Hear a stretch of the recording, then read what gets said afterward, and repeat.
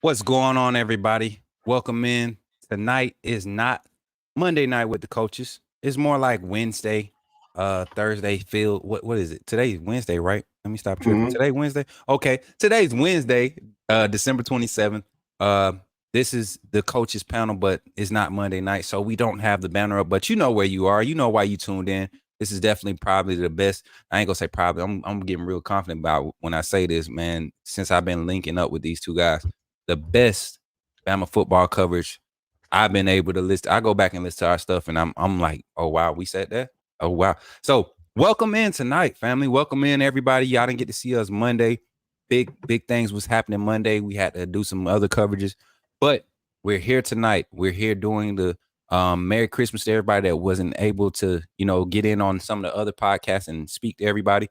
Merry Christmas to everybody. Happy holidays. Happy New Year's, Happy Hanukkah, all of that good stuff, man. Hoping everybody doing good. You already know who I am, Coach Smoot, content creator, Alabama fan analyst, the coach for Bama YouTube, part of the Bama YouTube coaching staff. We got my boy Coach Jay to my left and Coach Sean further to the left, man. Coach Jay, how you feeling, bro? Feeling all right, man. Feeling all right, man. And more excited. The game is coming closer, man. Next week, Monday is going to be the big one. It's, especially when we get a determination to see which team is could get to the national championship. So I'm excited. Facts. And Coach Sean, how you feeling, bro? I'm good, man. I'm good. I'm ready. I don't really like it's so much coverage. I try not to overdo it because I get too anxious. So I try not to even think about it. I'm Facts. ready to rock and roll, man. Let's talk about it. Facts. And shout out to everybody in the chat, man. We want to lead off with this comment. Gil Cruz was in here this afternoon after the link got posted, man. And I came in and I almost replied to him, but he already know he probably and we don't have favorites and then like that, but Gil is a warrior, man. Shout out Gil, man. We can Been relate rocking to for him a in so long many time. different ways, man. It's just different. Gil came in at noon earlier today, said roll tide from East New York, Brooklyn, coaches and all these people that think Michigan is going to beat Alabama. LOL. Laughing out loud at you. Love the Facts. show. I want to be the first one to leave a message. I'll be listening. Facts, bro. And tonight, we actually want to announce something here at the beginning of the show. If you were watching my live earlier here on the channel, we had a segment, chat with the coaches. So tonight, we're bringing that same segment in tonight. I'm posting a link here. And the fun thing about this, instead of being on the call line, first of all, it's cost efficient, saves the channel money. But secondly, you all can get in that waiting room, mute your mics or however you do, and still be able to watch the stream as it's happening. So you won't be off time or anything like that. So with that being said, I just posted a link for y'all in the chat. If y'all want to go ahead and click on that and start loading it up, we're going to take at the end of the show, the last 30 minutes of the show, we're going to take four different viewers, four different viewers tonight. And you're going to be limited to 3.5, 5 minutes, something of that nature. We'll gauge it, and one of the coaches will reply to you or your dialogue. If we got any Michigan fans, we encourage you to come in here and speak your voice. We want to hear you. Just like earlier, my guy Mike Fort came in, Michigan fan. Much Shout out love to Mike. him. Shout out to Mike. Talk good football too. Brought up some good, interesting points. We had a little dialogue, and it was awesome. So if you didn't catch it, go back and check it out. But we're here now, 79 in the chat. Run the likes up. If you're not a subscriber, subscribe. Share it up. Share it on Twitter. Tell everybody that the Bama YouTube coaches are live right now. Jumping into this show tonight, though, my brother Coach Sean. I mean, people are starting to notice who you are, brother. People are starting to want to hear. They want to get your reactions. People coming at you, Florida State fans coming at you, Michigan fans. Coach Jay, we already know we've been dealing with it in the content creation. This new to Coach Sean. Coach Sean, address the people, man. Give them your first little, adjustment to this content creation thing, man, and this coverage thing. Let them feel you. Let them feel you real quick, man. Go ahead. I told the coaches if they allowed me for about a minute and a half, 2 minutes, real quick to address a couple of guys been hitting me on the email, and they said, they sound biased to Alabama. Real quick, I emailed all four guys back and asked them could I use their name. Only one responded, Tory,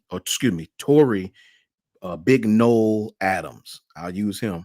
I'm sure they in here. They said they don't do a lot of commenting, they just watch. So let me address you guys real quick. It's no hate toward Florida State fans, but I'm gonna give you some harsh truths. I have a saying that me and the guys have adapted, and it says the truth is in the details. So I'm about to give you some truths. First, I'm gonna give you some details. Then I'm gonna give you a truth really, really quickly. No hate. Remember this, bro. Before I get into it real fast, you'll never catch me hating on another team like that unless it's Tennessee.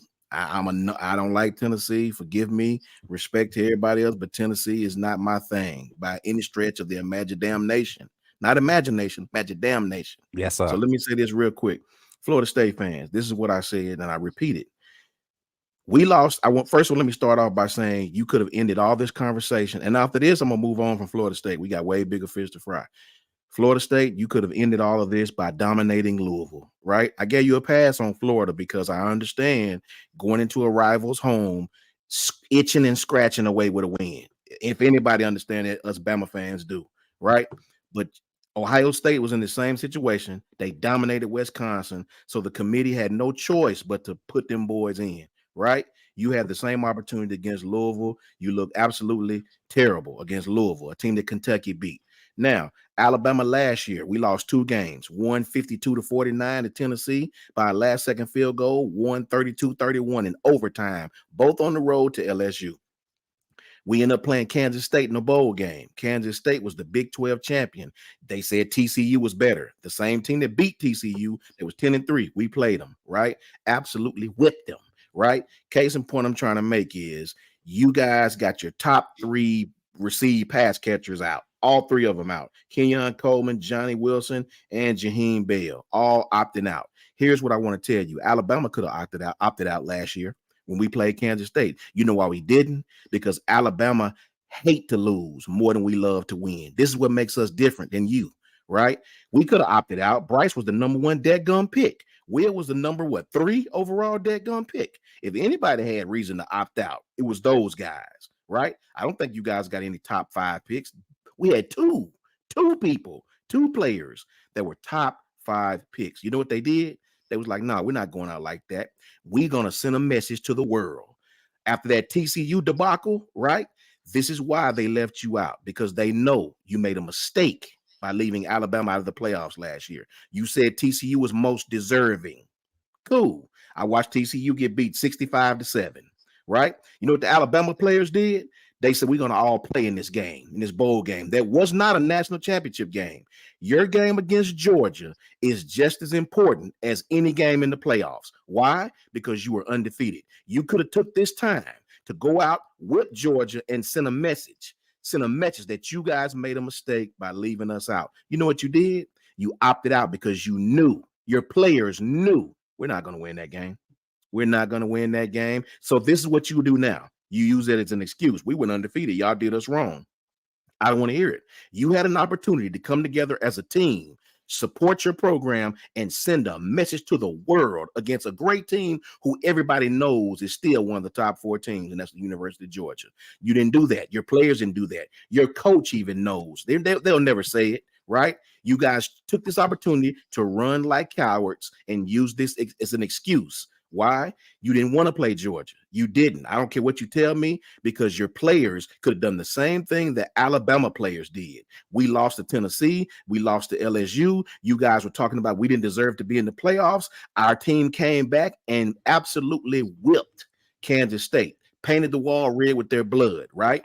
Beat them like they stole something, because we wanted the world to know you made a mistake by not letting the University of Alabama in that playoff and putting TCU in. You had the same opportunity. You didn't take it. You're going to go prepare for the NFL draft. So I don't want to hear it. Case closed. Moving on from Florida State. Man, and I'm glad you ended it, because they're irrelevant. I won't even give them the time of day. When it comes to that debate, man, it's just not, it doesn't add up for them. It doesn't add up, I mean, even if they would have left, if they would have put Georgia ahead of Florida State, kept them in there, and I mean the proof is in the details. I mean, the proof. Turn on the tape. Florida State will get blown out by Texas, Washington, without Jordan Travis, and with Jordan Travis they would struggle. With their top receivers they would struggle. The numbers support those statements. So it's a good thing that Florida State is doing what they doing. Let them do their thing. The funny thing is they won't be able to do what UCF did and say, self-proclaimed national champs because they actually won't end the season undefeated. When we go into the offseason, they will have a one in that loss column. And that's the sad thing. You could have minimized that opportunity by having your players believe in something bigger than a trophy. Let's play for pride. Let's play for my brother. That's the difference between every team ahead of them, and I ain't gonna say every team, most of the teams ahead of them, and what the ACC has been able to put forth as a collective for the past 6-7 years. Outside of Clemson, you don't have much coming out of the ACC. Florida State had 1 year. We broke them the year they were supposed to be the next thing popping. We broke them in 2017. So it's all good. We can move on past it, though. Like you said, got bigger fish to fry. Coach Jay, take it away, man. Opening statements about just Alabama and Michigan. Overall sight, overall perspective of how you are feeling. Let's not get into the numbers yet. Let's just talk about how we feeling when it comes to this matchup against Michigan. Coach Jay, take it away, brother. It's going to be a fun game. It's going to be a very, very fun game. We're going to go against a pretty difficult opponent, a very disciplined opponent. It's been pretty interesting to see what these two fan bases have pretty much, interact with each other. It's funny because about 5 years ago, you couldn't see a Michigan fan on planet Earth. You would think that they would just stay in Ann Arbor, and all of a sudden they're just popping up from different places across the country. It's actually kind of funny how that is, but right. Both fan bases have their huge disagreements. Like, this is not a Bama Georgia type situation or an Alabama Auburn type situation. This is a Michigan situation where they actually think they're going to beat you by using a style that Alabama has pretty much, in a way, perfected for years now. For pretty much years. And this is not Georgia where they have for the most part Georgia size. Even though we got to give Michigan a lot of credit, they've developed some of that size because of the ass whoopings that they use. And they developed some SEC guys, SEC size. But for the most part, it's a very interesting game because when you take a look at the tail of the take, it feels like Alabama's playing Alabama of the Big Ten. That's what it honestly kind of feels like when you actually really take it down and you actually break on the numbers. And it's actually really crazy because quarterbacks are damn near identical if you want to break down numbers. You look at the rushing attacks, very, very similar, despite Michigan fans saying that Michigan has the more dominant run game, even though the numbers will tell you that Alabama has a better run game than Michigan. Offensive line wise are extremely similar as far as if we're taking a look at circumstances and breaking down numbers. Defense, the only difference I think is defense. And I think that for the most part, you take a look at the defensive side of the ball, two different big strengths, really good aspects, but very, very similar, including schematically a little bit. They have some similarities. So this is literally almost like facing against, looking at the mirror and just kind of just going against itself. Like, it's a very interesting and tell take, but ultimately, I think that this game is really going to be decided of which team is going to start off fast. This is one of those type situations where I think that the winner of the game, and this is just looking at my own personal scenario. If, let's say, Michigan goes up by 14 points, 14-0 against Alabama, the game might be over. Or if Alabama goes up 14-0 to Michigan, the game's over pretty then, because I don't know, because I think that both defenses are bend but not break type defenses. Both defenses can kill you by solely, by constricting you, which is pretty much just taking the life out of you. While offensively, they're still like it's which offense can figure it out. And if an offense starts off the gate fast, it can expose it pretty early. The game is over by the first quarter. Like, this is one of those games where this is not going to be a shootout. I don't think that this is going to be a shootout. This could be similar to Alabama, Georgia in the SEC championship game. That's a possibility that happening. I don't think it's going to happen, though. I think that this is probably going to be a blowout. This is going to be the winner of this game is going to win by 2 touchdowns. But I am very intrigued by the schematics because these two teams are pretty unique as far as just going against each other in that way. And I'm excited to kind of go over it. I loved your unbiased take because it's right in line with what all Alabama, people that I know that are really locked into football and understand football. It's hard to stretch this matchup and really be unbiased about it because I take a more narrow approach of previous results, more previous recent results that's been put out. And if you line up the two teams, if you line up the last 4 weeks Alabama teams, offense and defense, and pick any game, our worst offensive game in the past 4 games against Auburn, and I would even say against Georgia. And then you turn around and you look at how we played against the likes of LSU, the likes of Kentucky, Tennessee.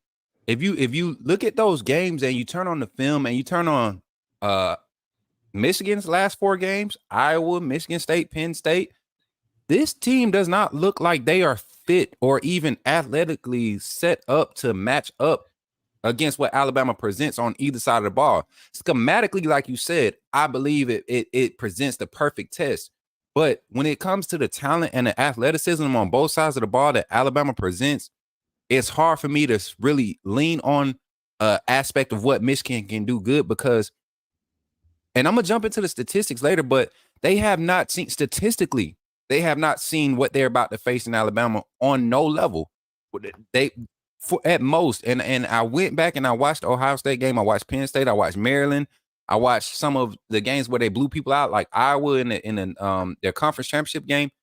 And I go back and I look and I'm like, what did they do to really win the game? And it wasn't necessarily what Michigan did to win the game, it's what those other teams did to lose the game. Kyle McCord, Ohio State have an opportunity to just hand the ball off, drive the ball down the field, get in range for 4 down territory to score, and they throw a pick because your quarterback's reading late, trying to force the ball to his number 1 receiver. So things of that nature, I'm looking at things and I'm like, man, it's hard to believe, but just like you all know, I know football is played on the field. You don't get the same team every week. One thing about Alabama, they have not been the same team every week. They have progressed in different areas every game. They've had spots in those games where they've lacked, but since Texas game, this team, I say since Ole Miss game, I'm not even gonna give Texas game because I don't think we woke up until really started catching until Ole Miss. Since the Ole Miss game, this team has not regressed. But I can go and look at Michigan game against Iowa, Michigan game against Ohio State, and be like, man, they really struggled. And Ohio State is a formidable opponent. Penn State, I won't give as much credit because their offense just was not it the whole year. So they only played one team that was semi-complete. Michigan doesn't match up well, in my mind, for 4 quarters. They may match up for 11 minutes, for the first half and maybe 7 minutes in the second half. If you can score 21 points in that time span in 18 total minutes of gameplay as a Michigan team, you might have a chance. But if you're spending, 20 minutes out, 25 to 30 minutes out of that 60-minute game trying to catch up and play from behind, it's not fair and well. So, Coach Sean, initial thoughts and feel about this game with Michigan. With us going to Pasadena, seeing Michigan in the first round of the playoffs. First of all, shout out Gil Cruz too, Travelpreneur Sports Podcast, JG, and shout out Mike Fort from Michigan. What's up with you, bro? For me, the matchup, man, is when I watch Michigan on tape and really break down the all 22. I'm a slightly little different. I'm sort of impressed with their defense. I like them in the front 7. I think they're aggressive up front, man. I really do. I think all your points is super duper valid. I do think though they hadn't faced a team like Alabama. I watched everybody they played, all their games. Everybody they didn't play anybody that can stretch them the way Bama can. Ohio State actually had an opportunity. I really give Jim Harbaugh credit because he outcoached Ryan Day. He made Ryan Day scared. Ryan Day coached not to lose in that second half, right? Once Michigan kept the ball game close, it's like Ryan Day said, "The hell with the playbook. Like let's try to get up and get out of here with a win." He didn't empty his clip at all, man. It's like he I don't know what Ryan Day was thinking. You had something that worked, and it's like he stopped doing it. It's like he panicked and tried to. I don't know what he was doing, trying to turn Kyle McCord into Peyton Manning. I don't know what he was doing, bro. But the thing about Michigan, I like their defense. I do. I like Michigan's defense. I like them up front. But I will say to the Michigan fans, Michigan has not faced a team with the versatility of Alabama. I watched Maryland, and everybody has these games. I'm not on Michigan for having a close game. We had several of them, right? But late in the season, I watched Michigan go out, and I watched Maryland spread those guys out. I watched Maryland have a lot of success against them with a lot of different zone read plays with Tuale. Turnover Tugger. Yeah, Turnover Tugger Lavoie. Yeah, Tua's little brother. I don't want to mispronounce the man's name. Talia. Talia. Thank you, Coach. Oh, I thought it was Turnover Tugger Lavoie. I watched Talia have a lot of success against these guys, and he was really the reason they lost the game. But Michigan had the people that really know football, not these Michigan fans that keep bringing up the USF game. If you're a Michigan fan and you think Alabama is the same team that we were in the USF game, you clearly don't know football at all, right? Right. I think Michigan, I give them credit, man, because I watched them go the whole month of September and the first week in October without giving up 30 plus points. These guys, 5 games, giving up 30 points. That's great. I don't care who you play. That's awesome. So if I can be objective, I think their defense is very good. I think if my only concern, if I have to give the fans my concern, it's the same concern I always have. I want us to come out and be consistent on offense. You know, this ain't the game to come out. Yeah, man, this ain't the game to come out and go 3 and out 1,000 times. And I'll say this: if you look at the Georgia game, our defense, to me, the MVP was the defense. To me, facts, because even when we didn't play so well on offense, the defense bailed us out every single time. And them boys play with a chip on their shoulder. They play fast. They play physical. And Georgia, I can honestly say with the respect of Georgia, because I got so much respect for University of Georgia. You can't win 2 national championships and people not respect you. I think that's why the Georgia fans aren't really panicking about this year. They got, brother, we won 2 games, ain't lost in damn near 3 years. We good. So I never panicked in the Georgia game, man, because the defense was played so well, right? Second half, we knew Kirby was going to make the adjustments. We just got to be consistent on offense. If Alabama be consistent on offense, I have no worries that we should win this football game, right? X. Let's not go out and help that team. Let's not help that team. Let's be consistent. Do what got us here. We don't have to do anything special with this team, right? It's not a team that's going to spread y'all 5 wide. And if they do, it's a gimmick, right? This is not what they do. This is not what they do, guys. Man. And that's why I want to go ahead and jump into the numbers, y'all. Start jumping into the breakdown, because the more we talk about it and try to drag it on, it's just gonna. I think a lot of Michigan fans, and I was talking with Mike Fort earlier, proud Michigan fan, and in the backyard of Alabama. Much respect to him. Even in the Discord, man, he's talking good football. But the thing is, I think even he was able to understand if our offense can find some type of stability, some type of consistency early, that's trouble for anybody in the nation. When a guy Milroe who you tends and has consistently taken 1 or 2 drives to get settled into games, you see those games where we've scored on the first drive, averaging 40. Every game we scored on the first drive, it's been 35 plus every game. Games where we fall into the second quarter and we're able to maintain a 10-point deficit, be within 10 points. Milroe has an innate ability of making second half adjustments. A team like Michigan, I think they're so stubborn and prideful in what they're going to do defensively that they're not going to make too many in-game adjustments. They're going to live with what they game plan for. And sometimes that can come back to bite you, but sometimes it pans out because you'll lose some and you'll win some, but you're doing what you know you do best. And that keeps your players from overthinking and blowing other assignments. So I will give Michigan credit for their defense, their defensive side, and how sound and disciplined they are, and how they continue to just rotate guys on that front. That to me is probably the biggest threat they're going to present. Because Milroe, we all know Milroe has been missing passes, all year. It's the thing that with him missing passes, we're not seeing the turnover margin increase with him missing passes. It's literally him holding onto the ball and protecting the ball, he's learned to live to play another down. So I think that's what Michigan hasn't been able to see in an offense this year. Outside of the schematics, outside of the players, the stats, Michigan has not been able to see a team that's willing to live to play another play. because we have big play capability to big play first down, second down, or third down. And it's there. Michigan has yet to see a team that can really beat you over the top consistently on every play. So as we dive into Alabama offense versus Michigan defense, and you all know if you want to go back and see our takes on the Alabama defense versus Michigan offense, you can go watch the show from last week. A lot of great points were made in that show.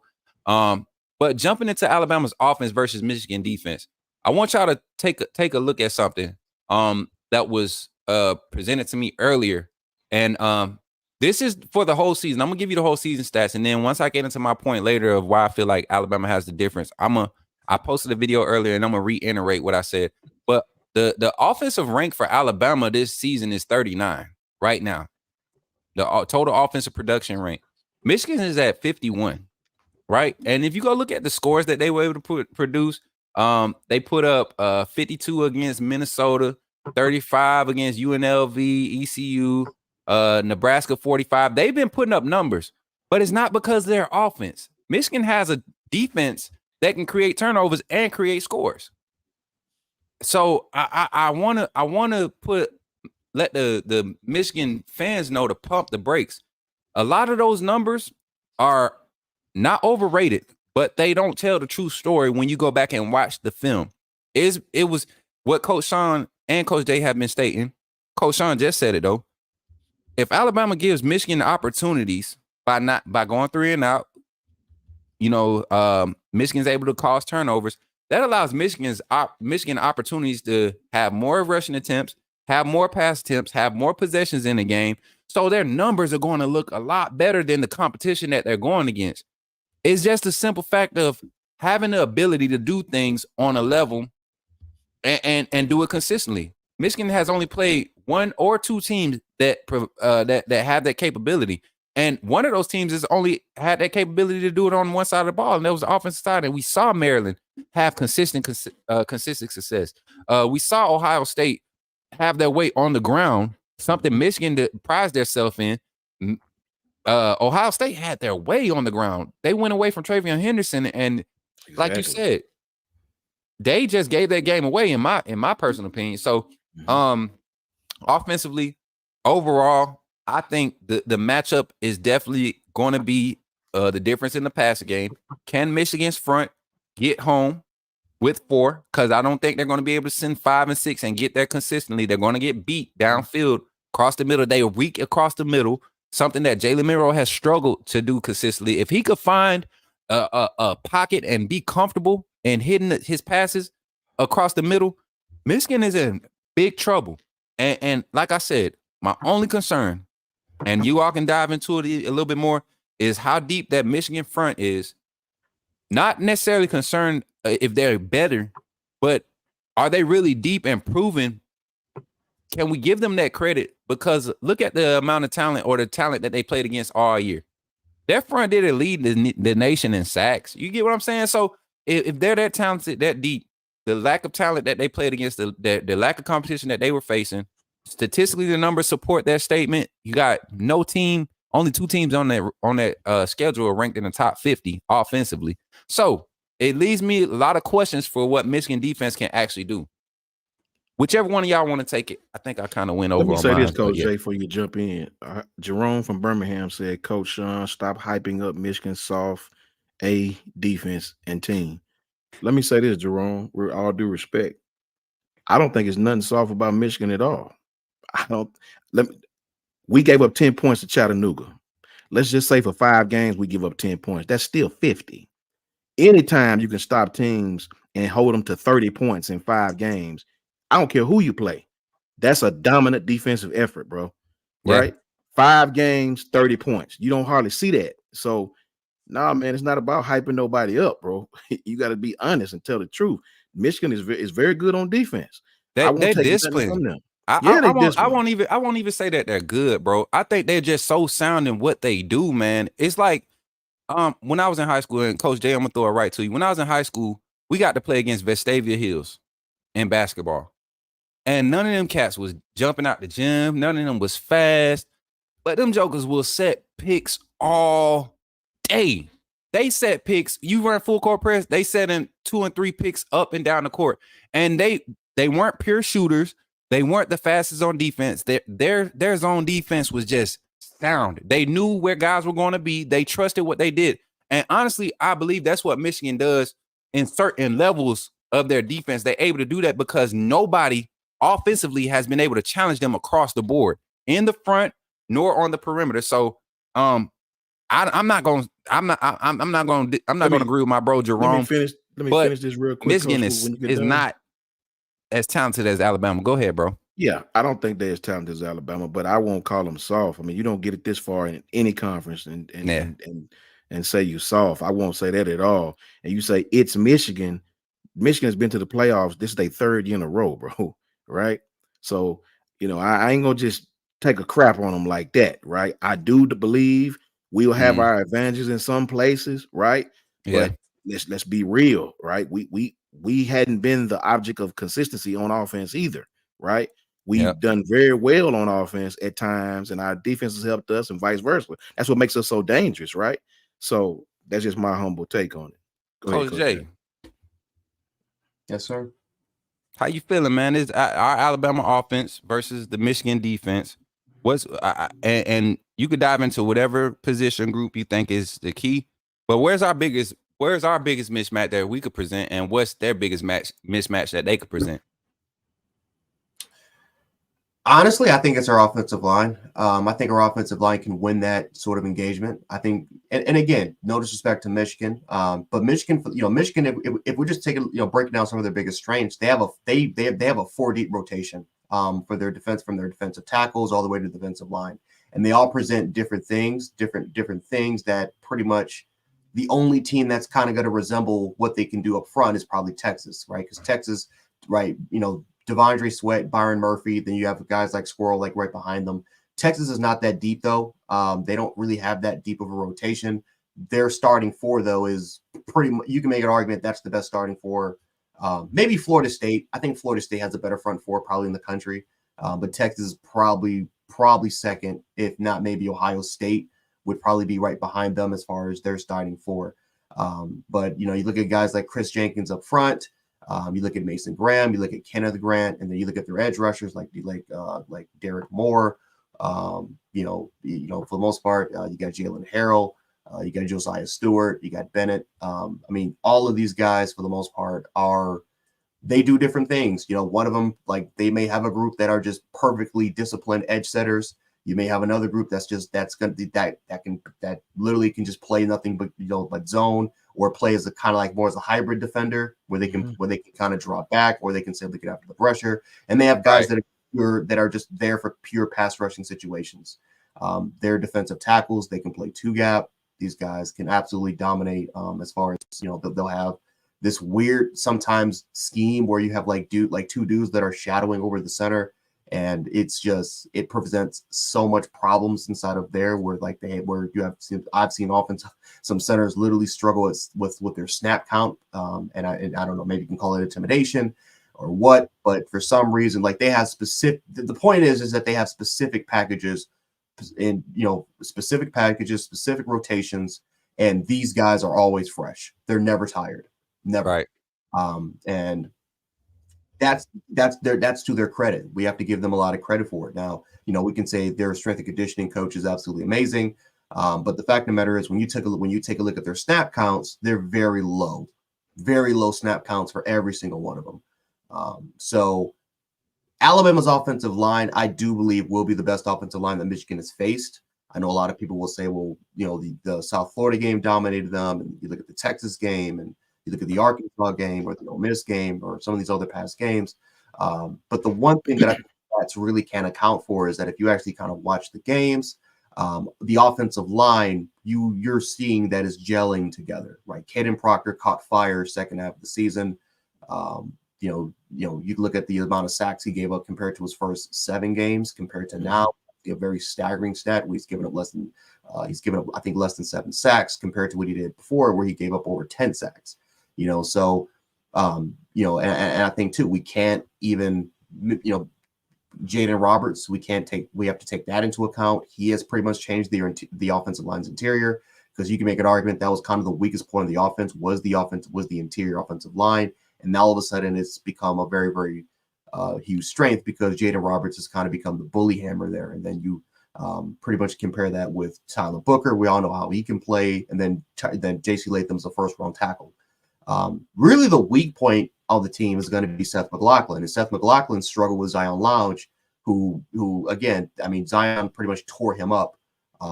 Or even their backup nose tore up Seth McLaughlin in the NFC Championship game. So that's kind of the concern is, you have better guys.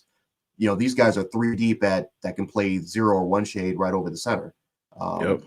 So that's my biggest concern because I've seen too many games where Seth McLaughlin has gotten blown off for consistently, just blown off the lineup, just blown off the ball. We see it in the national championship game, and this is Jordan Davis. We understand that this is Jordan Davis.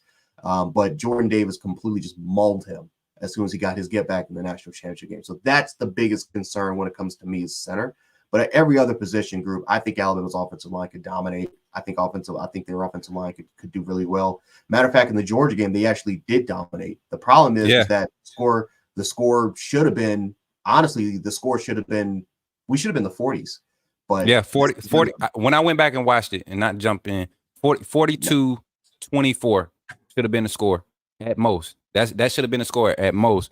And I'm counting the field goal that was shanked by the kicker, the young kicker from Georgia. The kid usually doesn't miss that. I think the moment just was a little bit too big for him. That 5-yard penalty shook him. He would have had that field goal. And I didn't even see. And this to Georgia fans, I didn't see the false start. I didn't see the ball move. The center picked the ball up like the snapper picked the ball up like he normally would do to get ready to snap the ball. It was crazy. That, SEC officiating definitely took place that night on both sides of the ball.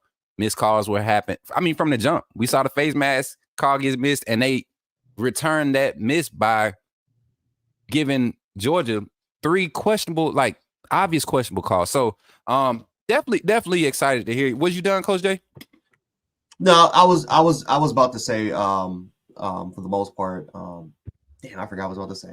I forgot. No, go ahead. You're good. We was talking about the center position being your only word. Oh, okay. Okay, because I was about to go into something else. But we can probably go over that in a little bit as far as what their scheme is and kind of what they do. We can go into that later. Yeah, we could jump into that now, man. As far as what the I like to start off with their secondary. We just had a question in the chat.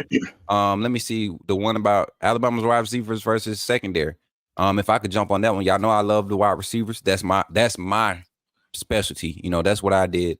As far as coaching, that was the first position group. That was the first coaching position I took on at the high school level, wide receiver coach.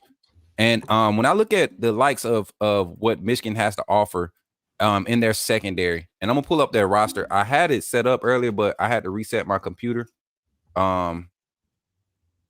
Their secondary, they run 4-2-5, I want to say is their base defensive scheme, but they don't run it with the light personnel kind of, like Bama does. They run in a mobile scheme. They go heavy, they go true. Mm-hmm. They go true D line across the front, even with their edges. Their tackles and their edges are true D linemen. Bigger guys that's going to, like we were talking about last show. Are we going to be able to get be able to contain them with our base light set with Turner and Braswell on the edge, Oboigbe and Keenan as your 2 down? Are we going to be able to do that? Are we going to be able to have Jihad and Lawson and Marshall rotate in the interior and keep our 5 DBs on the field without having to bring an extra DB so we don't, do we have enough speed? I have that same question for Michigan secondary. And I'm looking at the roster. I like their guy. Hold up, let me go back. I messed it up. I like Will Johnson. I like Will Johnson, and I like this. I like the matchup. I like our wide receiver matchup with their second guy. Their I guess you could say their weak side corner. And Mike schooled me on them with Josh Willis and Jair Hill. Those 2 guys on the other perimeter, though, that's the weak spot for them. And what I've been seeing Tommy Reese do, he's been allowing Barnes and Burton to kind of work on their primary corners, primary cover guys, giving them looks all game. And then the second half, we've been seeing Tommy Reese take his shots against the weaker coverage guys in the secondary. And so for that reason, when you got guys like Amari Black, not Jermaine Burton, but Malik Benson, Kendrick Law, Kobe Prentice, who haven't been getting they've been getting the most look-offs or haven't been being seen in the passing game.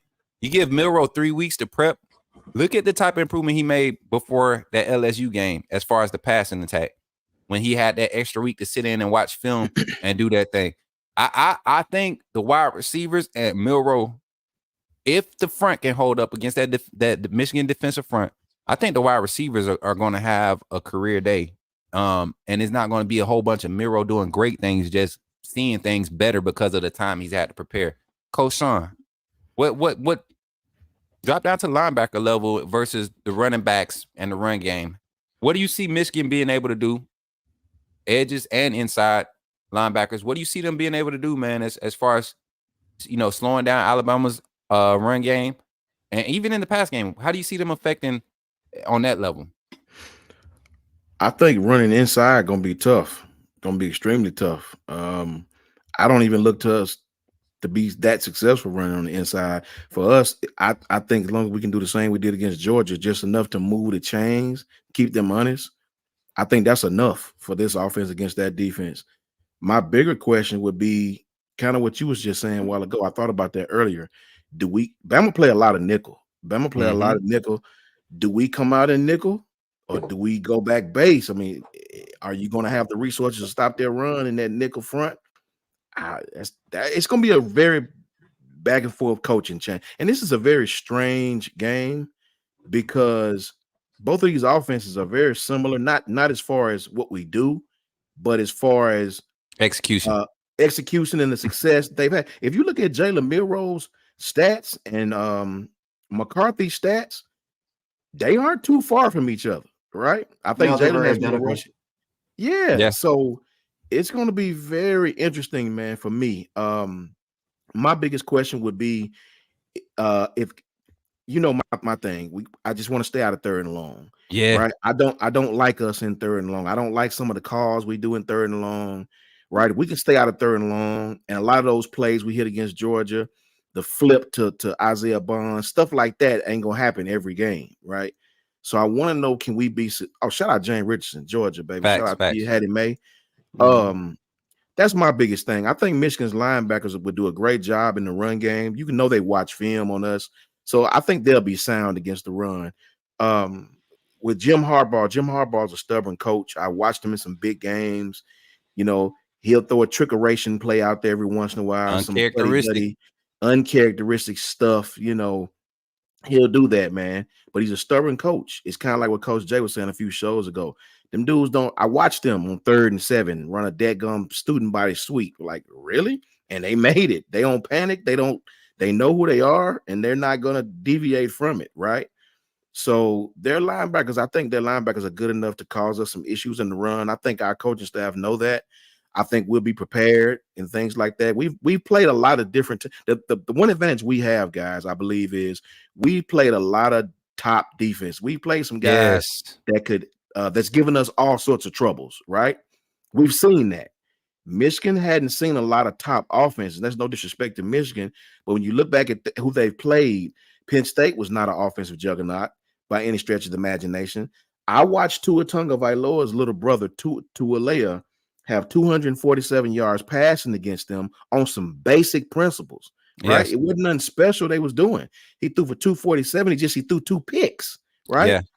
So, and a fumble, and he had a fumble. Yeah, man. So I watched these guys have 6 different people caught passes against Michigan, right? They're going to play you honest until they're not. So I think that's where Alabama's going to have a huge advantage if we come out and execute properly. With the layoff, you just never know, man. It's going to take a quarter or two to get everybody settled, right? So that game is going to be very, very – I think this game will be very different, than the Texas-Washington game.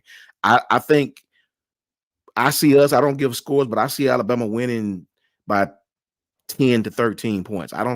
Me personally, I don't think we're going to blow this team. I don't think the game is going to set up for us to do that. Not that we couldn't, Not that we don't have the personnel to.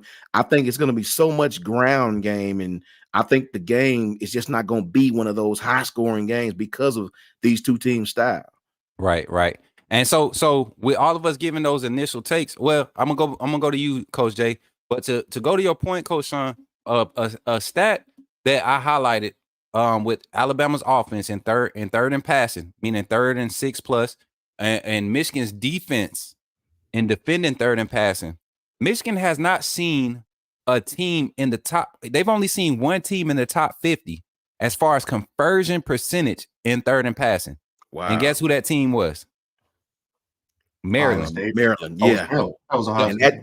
That's a telling stat, man. That is a telling stat. That's a telling stat. So Alabama in 3rd and passing against 3 top 50 ranked defenses. 3 top 50 ranked defenses in the last 6 weeks of the season.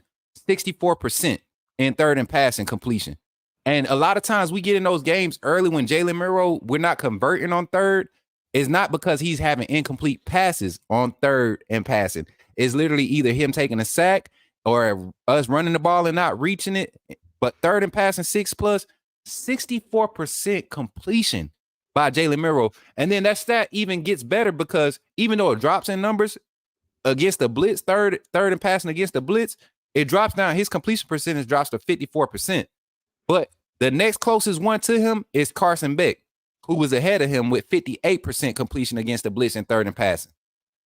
So, I mean, it's the numbers, like you said, the proof is in the details. When I look at Michigan against Alabama defense that currently right now in the last 6 games is moved up to number 9 in total defensive rankings, Michigan struggled. They only completed 41% of their passes against the top 3.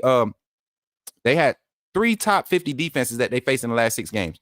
They only had 41% completion against in 3rd and passing against just base defense, dropping back in coverage, drop 8.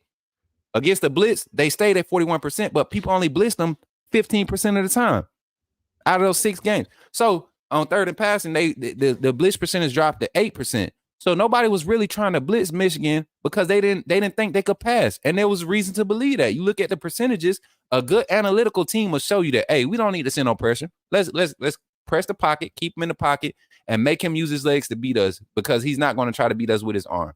And if he does that, that heightens our opportunity to have that advantage. So there's just some numbers to throw at you. Coach Jay. I got a question for you and Coach Jay after this. For both. No, curveball. Go ahead. Throw the curveball. Curveball. Coach Jay, and you come in too, Coach Mook. And this for the fans as well. Who is the best quarterback that Michigan's D has faced? If I would be Kyle McCord. Kyle McCord. I mean, and solid. You can't even say that though. Like, I mean, he's probably the talent-wise, hype-wise, media-driven wise, he was probably the best quarterback. But there's a quarterback at Purdue. He just has no receivers. You get what I'm saying? Kyle McCord, that defense kept them in the game. We saw that game. The defense kept them in the game, and literally they didn't even need him to be a quarterback that game for them to win if they would have just stuck with the run game. But yeah, I think. So what you're saying, Coach Mook, is there's no Jaden Daniels or Jackson Darts or any of those kind of guys. No, I even would put if Michigan had a KJ Jefferson, I would be a little bit more concerned with what they offense could do because KJ he has the ability to extend plays and hit the downfield extended play. I don't see that happening with McCarthy against this front, man. He doesn't have the strength to shake off defenders. He doesn't have the speed to outrun the likes of Dallas Turner, Braswell, or Jahad Campbell, or Lawson, a healthy Lawson. I'll say this to defend McCarthy. He did get hurt. He was pretty much at 50% for ever since week 4. So now, I mean, so I'll give him that. Because like they did not run like a lot. Like typically they run like a lot of zone read, especially in the inside run game. They didn't even do it. They ran a lot of RPO based sets. In that Ohio State game where if you look at that Ohio State game, their edge defenders crashed down every single time. Not one person took the quarterback because he was hurt. They didn't. They weren't confident in his ability to really extend on that. So now that he's got 3 to 4 weeks of recovery, is he going to be back at 100%? Is there going to be a possibility watching film based on what Ohio State's seeing that Alabama's going to replicate it, or are they going to stay a little bit more disciplined and kind of ignore, because that could be killer. That honestly could be key, is underestimating JJ McCarthy's legs, because he can run. The dude ran a 4.5 in high school, so he can run. So that's he's a 4.48 guy officially. I did my homework on him. I like JJ McCarthy. I just don't like JJ McCarthy for Jim Harbaugh. I feel like JJ McCarthy under Lane Kiffin or Steve Sarkisian is a totally different breed of quarterback. He possesses the abilities, but he's just in a system that doesn't set them up to be successful on a consistent basis. My guy Brock said Will Johnson locked up Marvin Harrison. You better go back and watch that game, bro. They didn't lock up Marvin Harrison. They bracketed just like we had to do with Brock Bowers. They had a nice 3 triangular, what they call a top end triangle bracket for whichever side of the field Marvin Harrison was on. The only time Marvin Harrison found success was when he had to line up as the number 2 or the number 3 receiver, meaning either at the slot or the man on the closest line of scrimmage. And still got his numbers, and should have got more. Should have way more of those numbers if he just had if he had a better quarterback to work with. So let that simmer. My favorite guy, Carlos Fulton. You pulled up, and fellas, I got to do this. We got to give him his 2 seconds. Carlos Fulton. There's a link in the chat right now, and I'm curious first of all, no pun intended, I'm curious to just hear some of this noise you've been talking. And me and the coaches, we already talked about it pre-show. My guy Gil, if you're still in the chat, please pull up. I'm gonna post this link again. Jump in this waiting room for us. It's a link I'm posting it right now. Jump in this waiting room. It's a app you could download, free app, Discord app. Jump in there, create your account. Once you pop up in the waiting room, we want to give the fans at least 15, 20 minutes. We're coming up on an hour show. Y'all know we try to keep it to at least an hour and a half or less. But we want to get some of the fans. We want to hear you. We don't want to just see your comments. We want to hear you. This link I just posted right here. If you can find this, it's the Discord link. Jump in the waiting room, and we can pull you into the back office. Hey, fellas, if y'all can, I don't know if y'all have Discord up on y'all computers right now, but go ahead and jump. Jump in the waiting room, and I'll pull y'all into the phone line chat. And we'll get in there. And if you're gonna jump in, if you were on the show earlier, you pulled up. I was able to get two viewers in here, and we talked some good dialogue. Mike was in there, the Michigan, the respected Michigan fan. Carlos, you kind of like our nemesis right now. You are a friend of me right now. We like having you in here. You keep us hype. But if you want to jump in, talk some football, we'll give you a good 5 minutes to speak your piece, ask questions, make your debate, make your points, and we'll let you handle it. And then we'll respond once you get off the line, But yeah, that's there for y'all. Once again, I'll post it again throughout. But yeah, overall, guys, defensive front, Coach Jay, I really want you to touch on that. You kind of talked about it earlier. I didn't know if you had any numbers or stats to bring to the table when it comes to Michigan's pass rush, its success against 60-40 teams or our style of offense. I know you get into that type of thing. So let me know what you got when it comes to their front, our front having success against their front presenting problems. Break it down for me, bro. Well, I don't. Again, that's those. I don't have those analytical numbers. They do. I mean, for the most part, if you want to, break down some of the basic stats, they're top 5 in almost every single defensive, basic statistical category except for sacks. This is literally playing Georgia or playing us back in during the early kind of 2010s, where we didn't produce a lot of high sack numbers. But we were literally number 1, number 2, number 3. We're top 5 in almost every single statistical category. Michigan has a top 5 rush defense. They have a top. They have a top 3 pass defense. They're top 5 in first down conversion rate. I think they're top 5 in third down conversion rate. They're I mean, like you just said before, they're a very sound and very technical team. And one of those reasons why is simply because they run a hybrid, right? That 4-2-5, but they also kind of run more of a hybrid scheme, right? They kind of run more. And this is kind of what Dick LeBeau was kind of famous for. It's called like the a MOBA type scheme, or kind of I call it ABMA. We call that type of scheme there. But basically, for the most part, they run a crap ton of zone blitzes, a crap ton. They have a crap ton of hybrid defenders. And for the most part, they're king when it comes to playing against pre-snap motion. They're king. They are prepared. They are ready for it. They're not fooled. They're very technically sound. They're one of the best teams, if not the best team, when it comes to playing against pre-snap motion. So when you take a look at Michigan and why they rotate on pretty much on those three high levels, whether it's on the defensive line, DT, edge rushers, linebackers, they love to rotate. They love to rotate on their inside linebacker, something that we should be doing a lot more. And then their secondary, they even like to kind of bring in certain base packages, including with their outside guys. Will Johnson's not there almost every snap. They don't like to bring Will Johnson is out on some sort of occasions. They bring in different defenders for different sorts of case scenarios. So it's a very interesting to see what happens. Again, they're very stubborn. They're not going to change their look. This is going to be a game where they're going to make Jalen Milroe. But Jay, I will tell you this, they're going to make Jalen Milroe beat them, right? They're not going to play a spy. They're not doing that. They're not playing a spy or a double spy like Georgia did. They're not going to do that. You want me to tell you why though? Honestly, you want me to tell you why they don't do that? They don't have the athletic ability. I don't think they can literally look on their defense and say there's not a linebacker or DB that if they're not in Milroe's 3-yard bubble before he takes off, there's nobody that's able to keep in stride or step for step with Milroe for 4 yards, man. The dude's the way, I don't know if go back and watch the Alabama Georgia game when he scrambled back across, he rolled out right and pulled back left and made that crazy scramble. It was like a 6-yard scramble, but it was like 40 yards of running.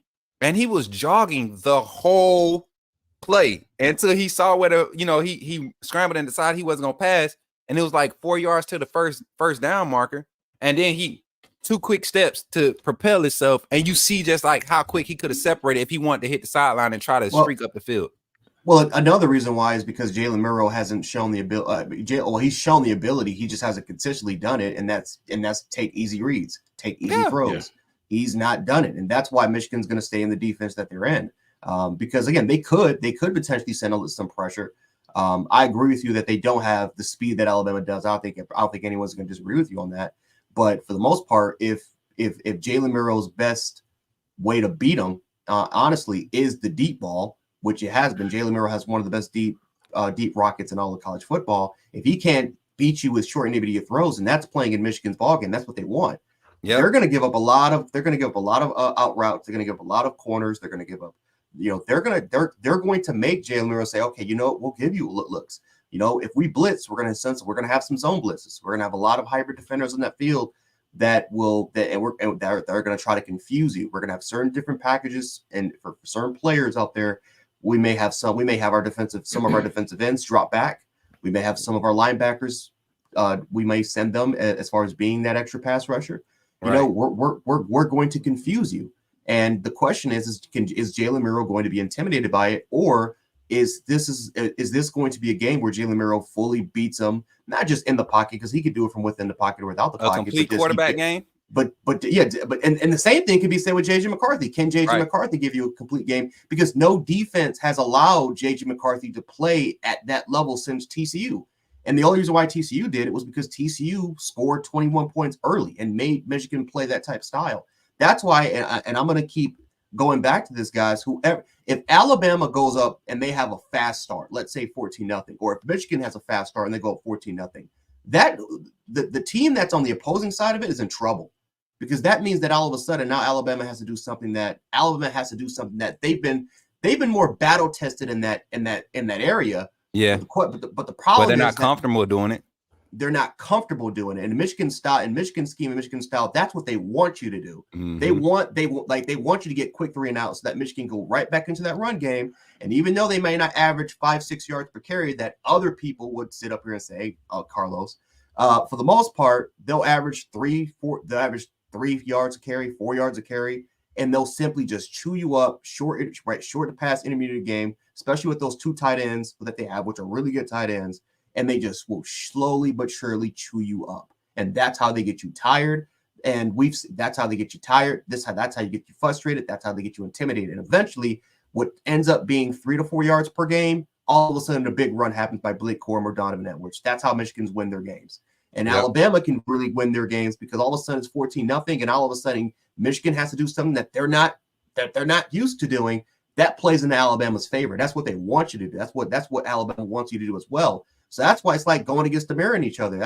It's going to be an interesting and fascinating game. But yeah, both quarterbacks have to do something that they're just not comfortable doing. And Jalen Milroe, if Michigan, if you want to kind of switch up Michigan's game plan and kind of throw them off, Milroe's got to beat him in the pocket.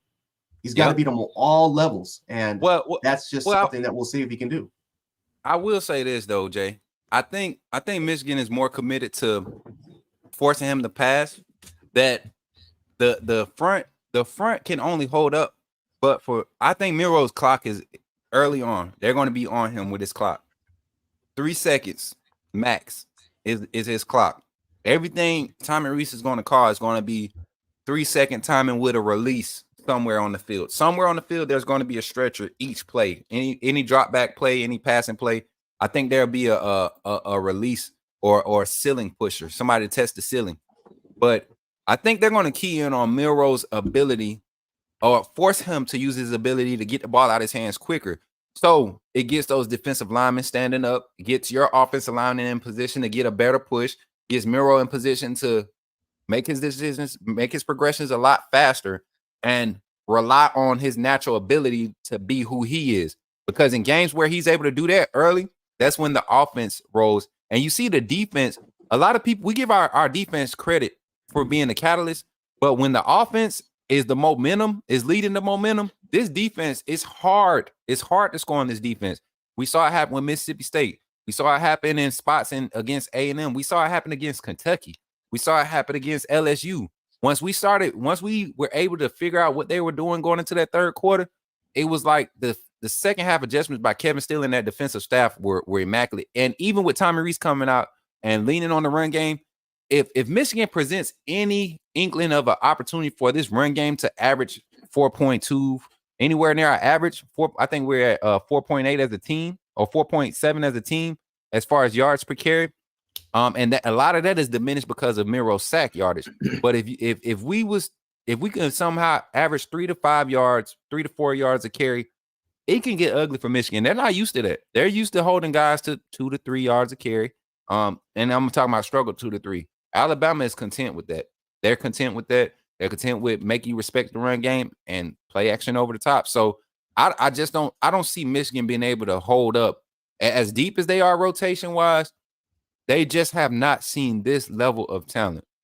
At no level, on no team, across the board, no team. Alabama's offensive line has faced 42 starting defensive linemen that were either highly rated 4 stars or 5 stars coming out of high school this season alone. 42. Michigan, I think it's like 15 or 12.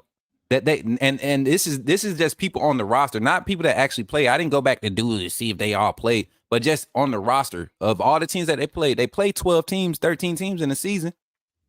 But you only seen across the front offensive, you only seen 14, 15 highly rated 4 stars or 5 stars.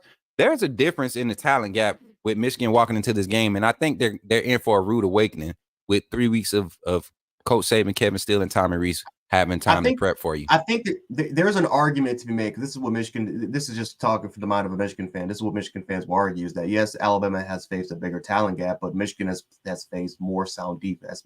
They face more sound defenses. They face 4 guys that are more technical in that sound. Because Iowa's defensive line is no slouch, but they got NFL guys. Illinois has a first-round pick on defensive tackle, which is Ari Newton. You look at some of the other really Ohio State and Penn State are the only defensive lines that from a talent gap standpoint you can compare with the rest of the teams of the SEC. Everybody else, the Iowa of the world and Illinois defensive line, which doesn't really have talented guys, they make up for it by just being technically sound, being extremely disciplined, and that's in a way kind of bumped up their grades and bumped up some of their prospects to those guys translating to Wisconsin's another one where they put up tons of defensive linemen every single year. So that would be kind of the case for them, is because let's be honest here, Ole Miss's defensive line, let's be honest, they're not technically sound. LSU for the most part, they've had that much of a down year. We've seen what happened with them, but what Wisconsin, and Iowa, and Illinois. Those are the type of teams that Michigan faces weekly and week on. And this would be their argument saying, what's the huge talent gap of going against Alabama's defensive line? Because they're probably going to look at it on paper and saying, well, you know what? I'm impressed with Tim Keenan. I'm impressed with Big 91. But right behind them, am I impressed with those guys? Am I impressed with a Damian Payne? Am I impressed with a Timothy Smith? Am I impressed? Justin Abobi, we all know, can make plays from a pass rushing and run standpoint. But what about the guy right behind him who's going to be playing, who was his backup, right? So Michigan's saying, we've played better defense. We've played defenses that are 2, 3, 4 deep in rotation. Does Alabama have that same deep rotation on their defensive line?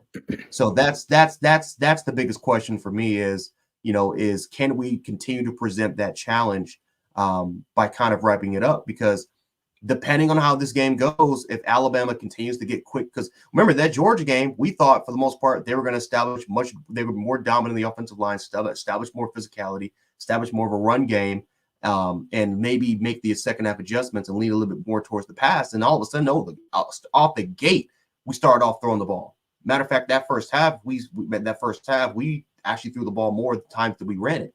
And you can make an argument, even though I think we did have the lead and we missed wide open opportunities to move down the field and score. You can also make an argument that we missed out on potential chances to not only blow up the clock, but still potentially get up by a 2-touchdown lead, because we had some success. Our offensive line was dominating. Tyrese decided we needed to throw the ball, take more chances down the field. So depending on how this game goes and what the game plan is going to come up for us, it could go against Michigan, or it could be in their benefit. And it could be a much closer game than what we kind of wanted it to be. And it's all about who can make those quick adjustments on the offensive side of the ball that can eventually get things going. Facts, man. Well, look, we had it open, man. I was hoping somebody was gonna jump in there, but Gil's in here. Hey, Coach Jay, I need you to jump in there. Hey, we're gonna go ahead and bring Gil on. We got about 10 minutes left on the show, y'all. Hey, formally introducing my guy, Coach Sean. You could unmute yourself in there.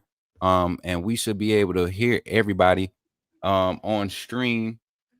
Y'all will be able to hear Coach Sean on stream. You don't have to unmute yourself in there, Coach Sean. You should be able to hear him. Okay. Even if you mute it. Gil, can you hear me, brother?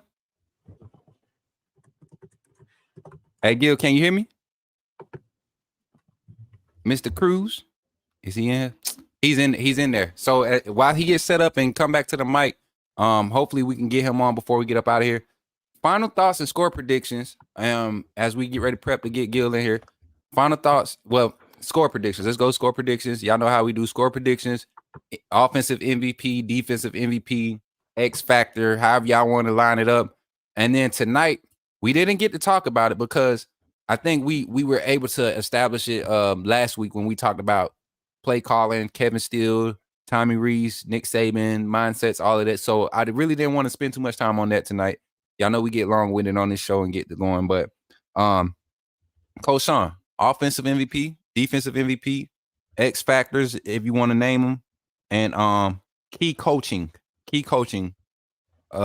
factor, and whether it's the offensive coordinator, defensive coordinator, linebackers coach, whatever.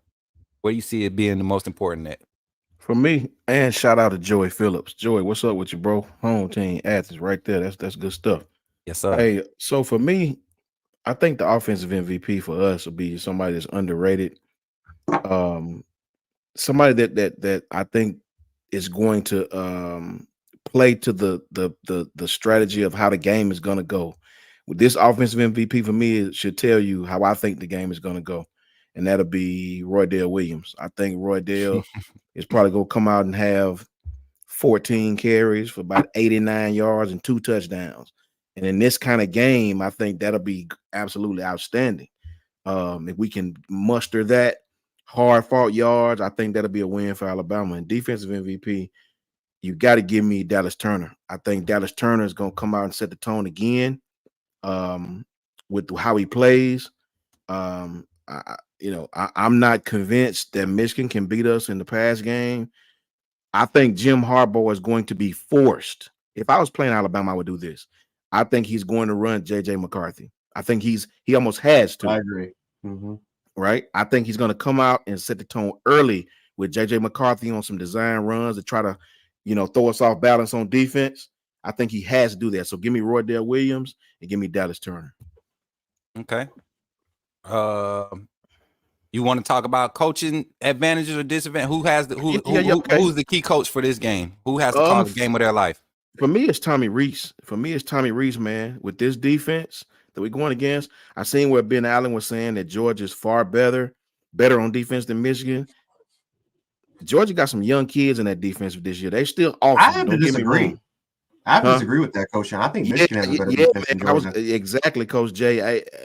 Michigan is a veteran defensive team, bro. They still have guys on this team that were played us when we played them in the Gator Bowl 2 years ago. Yes, and that's right? what I'm saying. And this is what and Jerome, you my boy. But this is what happens when you go back and you turn the tape on and you watch games against Maryland. It's some plays where Michigan had opportunities to just shut Maryland out the game, but they were still missing, like we have been. It's spots in the game where you just miss opportunities, and that's what Michigan has done. So if we're talking about the playing the chance game, you could never bank on the game of chance. You can never base any statistics on the game of chance. When you turn on the film and you look at how close within inches of tipping the ball away or getting a sack or a holding call being missed against a clear speed rush off of the edge where the right tackle was beat multiple times from Maryland, and the defensive end and the outside linebacker were getting held like crazy. So this Michigan defense does have my respect. So I think I'm gonna agree with you, Coach Jay. Coach Sean. Tommy Rees is definitely a key as far as calling that game of the century. Game of the season. Coach Jay. I'm going to say 24-13 Alabama. I'm going to stick with my prediction where I think the team that gets off that the team, if this scenario does play out, if whoever starts off fast has won the game. I don't care about second half adjustments. I think for this game, because of what these two defenses present for each other, it is going to be hard if one team goes up 14-0, you have to come back and score because they're going to do something uncharacteristically. And whether it's in that first quarter, the second quarter, that's going to lead up to even more mistakes in the second half because then you have to play catch up. Then you have to try out uncharacteristic things, and maybe that could be a benefit because maybe you can show some things that you just had that the other team just hasn't seen on tape, and maybe that can work towards your advantage. But I just don't see it. I don't think right in this game again. I don't think you want to pull off everything because if you can get through this game, you're going to be playing a national championship game, and you're just going to provide more tape for the other team to kind of see, and all of a sudden you just lose your secret sauce. So I'm going to say 24-13 Alabama. I think we get off to a fast start. I think we're up 14-0. I think we're in that scenario. Do I think Jalen Milroe is going to kill him in the pocket? I don't know. Do I think that we're going to dominate in the run game? I have no clue because I've seen our offensive line dominate Georgia's defensive line, and we still have take away Milroe sacks. We would have 115 yards rushing on the ground if we didn't have those. So not dissing our running backs or anything like that because we didn't have Jason McKellen. Roydell Williams did his job. Jam did his job. But let's be honest, we don't have a Josh Jacobs. We don't have a Damian Harris. We don't have a Bo Scarborough. I wouldn't even say a Brian Robinson. We just have the running backs that we have that just miss wide open chances to get big explosive plays and big explosive games. So I'm going to say 24-13 by us. I think we go up big in the first quarter. And I would say as a coordinator, which coordinator is going to be huge in this game? I'm definitely going to say I think I'm going to have to agree with you, Coach Sean. I think Tommy Rees is going to be huge. I think we've seen all season that he can scheme guys open. We've seen it. The problem is that Jalen Milroe, depending on how he is, sometimes he'll take full advantage of it, and if the throws need it, and there'll be times where he'll miss it. I think he'll hit it this game. I think we'll get it right. And I think that is going to be what it's going to take for us to start off and get off on huge starts. I think Jermaine Burton's going to be a big, big key player. Isaiah Bond could also be another key player as well. But man, I think that for the most part, I don't think this is not going to be a close game. It's either Michigan's going to win this game by 2 scores or Bama's winning this game by 2 scores. A very similar game to Texas. I'm going to go with scoring prediction. I'm going to say Alabama 38, Michigan Man, and this is as much credit as I've given Michigan's defense, as much credit as I've given these players out of respect. No fan, Bama goggles or nothing on. It's just hard for me to believe that Kevin Steele and Coach Saban, with 3 weeks to prepare for an offense that really doesn't do much. They don't do much. To have guys locked in on basic assignments, doing that 110%. I think the defense comes out and sets the tone. But God forbid if Alabama's offense loses the toss, gets the ball first, and scores on that first drive. If that happens, and regardless if it happens or not, I still think the score is going to be Alabama 38, 35, 38, Michigan 10. And the reason, and I think the game is going to look worse than that. But because of the layoff, offensively, you're going to see us have to settle in slowly, and settling in slowly. If we score early, we could put up 40. If we score first drive, we putting up 40 plus. But I think we're going to settle in second, third drive. We might find a niche depending on what this Michigan defense can do. But defensively, I think that's the side of the ball that gets to play a lot more freely because they're playing reactive. That's what defense does. They react. But you see teams win when they can cause the offense to react to the defense. And every game in the second half, what has Kevin Steele been able to do to opposing offenses? Make them react to what he calls, what our defense strengths and what we do best. And like I said, Michigan's right tackle is a big problem for them. We know that's Braswell's Both their side. tackles are big problems. Both their tackles. The left tackle is bad too, but that right tackle, when I envision Quindarius Robinson or Braswell lining up across from that right tackle, because they run a lot of their strong sets to the left with their tight ends doubled up on the left, so that'll be Turner's side, Dallas Turner's side. Boyd will probably be inside on that side, also the edge on that side. But when I think about Braswell and Robinson coming off the edge from that weak side, oh my God, man, against that tackle, Jesus Christ, against either one of them. So for that reason, I'm going 38-10 Alabama. And offensive MVP, I think it's going to be probably this game because, like I said, Michigan's weakness is like you called it, the spots of cover two that's open, your corners, your deep corners, your deep outs, your slants behind in the first window, second window. I think those are going to bite Michigan in the tail because they're going to be so committed to trying to contain Miro in the pocket by dropping 8. And you see how receivers have been getting loose. And you give Miro 3 seconds is dangerous. So 38-10 Bama, MVP. Offensively, it's going to be Amari Knee-Black. Defensively, I'm going with I can't pick no defensive MVP. I think everybody going to shine this game. I think secondary might have 2 picks this game because, like you said, I think we forced them into early, uncharacteristic play calling offensively. I think Trey Amos might get a pick this game. He's going to be covering that number 2 receiver a lot because they line him up in the slot. Kool-Aid's going to be boundary corner, playing a lot of tight ends, 12 sets where the tight end is breaking his boundary guy. Even when they split the tight ends, they'll split 2 tight ends to one side and let the wide receivers play twins on the other side. It's just what Michigan does, and they still try to run out of those formations. So I think secondary gets to kind of relax this game and support the run game, and that doesn't fit well for Michigan. So 38-10 Bama. Defense is going to be the MVP. And I think I'm going to go opposite. I'm going to tell y'all why Kevin Steele needs to call the game of his life. Because like you all said, if J.J. McCarthy is healthy and we don't respect the fact that he can use his legs, they can make this a game closer than what it's supposed to be. I still don't think he does enough to beat Alabama with their offense. But I think they make this a game closer than what it's supposed to be. Kind of like when we should have went up by 15, 16 against Texas A&M and we just couldn't score. And it's or Arkansas when we couldn't score in the second half. We allowed KJ Jefferson and Max Johnson to kind of start getting loose and be efficient at spots of the game, and we didn't capitalize on opportunities. So that's where I'm at with it. We got Gil in the background, man. Finally locked in. Gil, can you hear me, bro? He's still. He's unmuted. I don't know if he has his audio settings set up. So what we're going to do is we have the this week we got post game show, not post game. The rest of this week we have live coverage during the day. You will see lives being posted. Myself, Coach Sean, Coach Jay, will all be pulling up during the live calling show times. If you all want to jump in during those calling shows, please go ahead and click the link. I'm gonna post it one more time and create your Discord account. You'll jump in on the Coach Smoot network in the server, and you'll start seeing a lot of the fans that you're talking to in here.